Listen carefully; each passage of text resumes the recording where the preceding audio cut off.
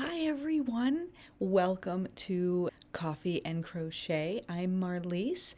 Welcome to fall. We've got wonderful, cool weather now. The trees are absolutely gorgeous, and Halloween is only 2 days away. So today I am going to show you some really easy sort of fall Halloween inspired appliques to create garlands like the one I have hanging here with the little ghosties, and some other pretty quick fall and Halloween inspired projects. I have links for all of these tutorials down below, so check those out, including this cute little pumpkin beanie hat, and we'll get into all of those projects in just a minute.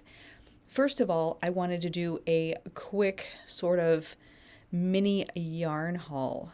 Now, I went to Meijer, it's probably been about 2 weeks now, and they had all of their yarn marked down on clearance because they were resetting that whole entire aisle. So I walk in to the yarn aisle and somebody was clearly working on it, and I'm like, okay, well, I guess I'm not going to get any yarn today. There's really not much left.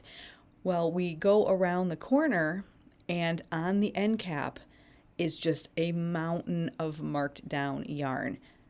So, of course, now I'm in trouble. I did behave myself. I had my daughter with me, and she tends to take stock of what yarn I get or what things I get, and she tries to make deals. And hey, if you get yarn, I want this. So it's a checks and balances really for both of us. So let me show you what I got. It's not much. I really did behave myself because I really don't need yarn. I'm really trying to use up my yarn stash this year. First yarn is this Lion Brand Mandala, and this colorway it's an ombre, and I wonder if the colorway it's got this sticker on it, so I'm not sure I can see it without really pulling it off. But look, 75% off. I paid $2. I got 3 of these, $6. So it's super pretty. They had a whole bunch in different colors. I could have, like I said, I could have gone crazy. So I got 3 of these. And if you're wondering, it is a 4-weight, and there are 344 yards in this ball of yarn. And it's an ombre chai, maybe? I don't know. It's super pretty. I don't care what it's called.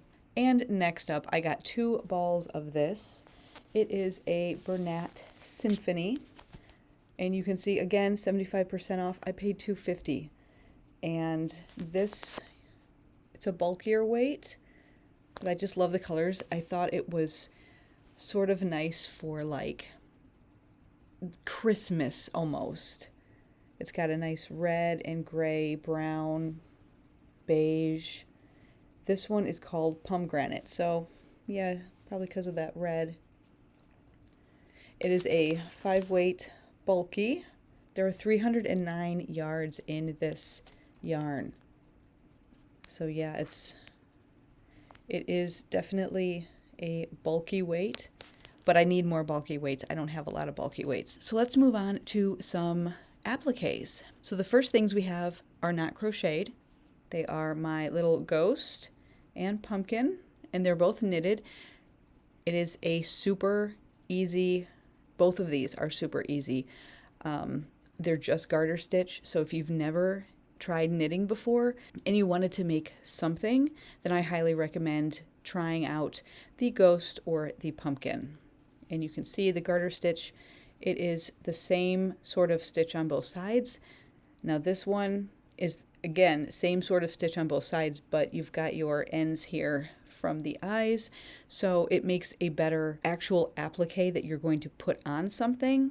Although you could definitely, obviously, sew in those ends more. For these guys up here, these little ghosts, those are crochet. And here is what they look like. So those are super fun too.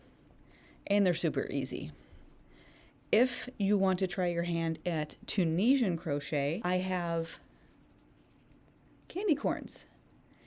This is really, again, a super simple project. If you have never done Tunisian crochet, back and forth, back and forth. We do a little bit of decreasing, but I walk you through it in the tutorial. And then all I did was put a nice border on it just to kind of finish it up. And in fact, I did that in different colors. So I could see sort of what it would look like bordered in different colors. There's one bordered in black, and that one really pops out too. And then of course I did one in purple, so you can see the purple, and one in the yellow. And this one's probably my least favorite, but I like them all. So, and one more sort of spooky Halloween inspired applique. I just did this one on my channel a few days ago, maybe a week ago, is the Ghostface Scream mask, I guess, the face. Now, this one, again, it looks complicated, but I'm just using single crochets and it's just color work. And so we take a graph and we literally just, when there's a black space on the graph, we use the black yarn and do a single crochet. When there's a white space, we use the white. And so it's a very beginner, fun project for somebody who hasn't done a lot of color work. And it came out super cute. So I've got another one here, and you can hang these up into a garland if you wanted, or you could put them on clothing as a patch. Really, appliques are wonderful for so many different things. I have one applique here to show you that is more Thanksgiving inspired, and it is my little turkey applique. This one was super fun to make. I was new at creating patterns when I made this, and so I see it now and I'm like, okay, I could do this better. But again, this is super easy for somebody that is new to crochet and wants to kind of play around and have fun with it. Another cute applique that you could use to string up and give your rooms a little bit extra something. Projects, bigger projects that are not appliques. This hat, look how cute this hat is. It is a cat ear beanie style hat, but I worked a little bit differently to kind of give it some texture to make it look more like a pumpkin. And then of course we add on the stem and the little corkscrew for just fun. So I've got a tutorial for this on my channel, and obviously I will link that down below. I also did this little doll size, 18-inch doll size hat, and this one I do not have on my channel. I was typing out the pattern as I was working on my computer, and so I would, every row I did, I would type it out and say, okay, this is what I did. Well, it got overwritten somehow, and so I lost the entire pattern, and I just haven't gotten back to rewriting it, and then I have to work it up again to make sure that I have it right. But this was the initial model for this one.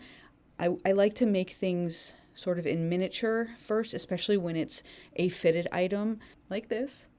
So this is actually really cute. If you want like matching hats, like they used to do the whole mom and me kind of thing, and the girl would have, one version and then the doll would have the matching. So anyway, this is super cute. Some other fun projects. I have a bunch of scarves and things on my channel as well, so check that out. Again, I will link all of this stuff down below. Next up, I have this pumpkin sort of placemat, and it is filet crochet. So let me see if I can you see the pumpkin? Yeah, see, it's super easy to do, and I plan on having a whole playlist on filet crochet how-to and patterns. Once you get into it, it is super fun because it's just double crochet, and you just have to read a graph type chart, and you'll see where you need these spaces and where you need to fill them in with double crochets. And then you create a really cool looking pattern. So this was one of my first filet crochet projects, and I'm so happy with how it came out. It's a really neat technique, and it really doesn't take much time because you're just working double crochets and reading from a graph. And so a lot of these spaces that you create go really fast because you're actually skipping stitches. So those rows where you have a whole bunch of spaces, it's super fast. One more quick project to show you. This one I did last year, and it is a mini table runner. Here we go. It's purple and orange, and you can see we've got this braided part here. So this technique, I think it might be called a Jacob's ladder. I'm not sure on that. I actually found this pattern in one of my grandma's old books, and I'm going through her old patterns because I thought it was kind of fun to see how they wrote patterns, 100 years ago. And this was one that popped up, and so I thought, well, that's kind of neat. So what you do is, again, it's all double crochet, and what you do is you create these chain spaces on every row, and so you pull those chains up and over each other all the way down, and it creates this braided look. So here's the back, just so you can see, and it's flat. And then here's the front, and you've got that nice braided texture on it. So again, this was just a really simple pattern. Now, I use it as a table runner, but you could easily use it as a scarf. Before we end, you might be wondering, what are you working on right now? I have 2 projects that I am focusing most of my time on right now, and I hope to have the tutorials up in the next week or 2. So the first one is a scarf, and I am using the really beautiful facets. I'm using this one because it's a super fall color. I mean, it looks like foliage. It looks like those changing leaves that we're getting right now. And it is just a scarf, so I am not very far into it yet, but here is what the pattern looks like. And that's enough spoilers for now, but that one will be up really soon because I should be able to finish it. It's a really, really quick project. And the other project that I'm working on, I am using my Wheels by Willow Yarns. And this color was Flora, so I've used some of it, but you can kind of see that colorway there. This one's going to take me a little bit longer. It's a bigger project. I'm trying not to rip out my work as I'm going to hold this up. Look at that. How gorgeous is this?